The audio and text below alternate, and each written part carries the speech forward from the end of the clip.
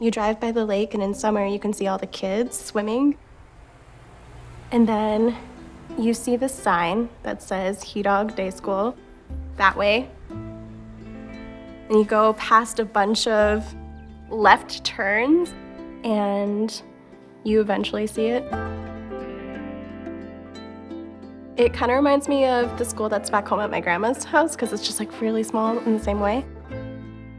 If I were thinking about the people who are going onto my own reservation, how would I want them to walk into my hometown or to walk into the schools there? Is to acknowledge the land and the people that are there and the history that has always been there and keep that present daily, which is what I try to do here. Starting freshman year in college, like the idea was always to go back home. Like, I'm getting this education here to go back home and help my people. But when I got to my senior year, it became more like, oh, what am I actually gonna do?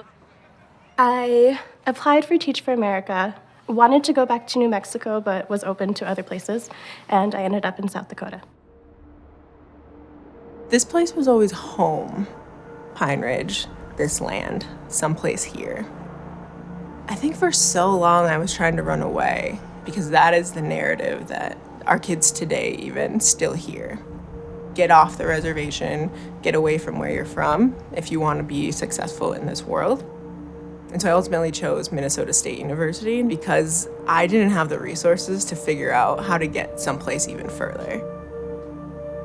I was interning in Washington, D.C. at the U.S. Agency for International Development, and Teach for America Native Alliance initiative at the time came through. And that was the first time I had ever really seen that side of Teach for America. I taught on the Rosebud Reservation. At first, they couldn't believe that a teacher would be Native like them. I had to remind them that I am also Lakota. Like, we are the same in so many ways. I remember trying to explain to them, I was like, you're Indian, but I'm also Indian, but I'm not what you are. I'm Dene. And we've worked like a lot of like me introducing where I come from and like showing them pictures and kind of the things that we do that are similar to what they do. The kids here are remarkable and resilient students. They're proud to be Lakota. You can see it.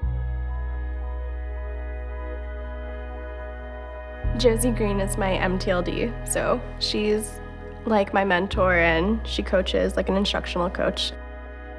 A lot of the times she'll come into my classroom and afterwards when we have our debrief, it's more about like, well, let's talk about these students. What's working, what's not working, what's like gonna be the best for them. I never had a teacher who was Native. Students, I think, need to see that Native people are leaders in their community and that they can be leaders in any way that they want. Autumn is from the Navajo Nation, and I think it's very rare for our kids to see themselves in other people so clearly. So I think that's why it's important for someone like Autumn to be here. If she stays in the classroom or if she chooses to leave and live all her values and her gifts somewhere else, there's no way that she can do something that won't impact kids.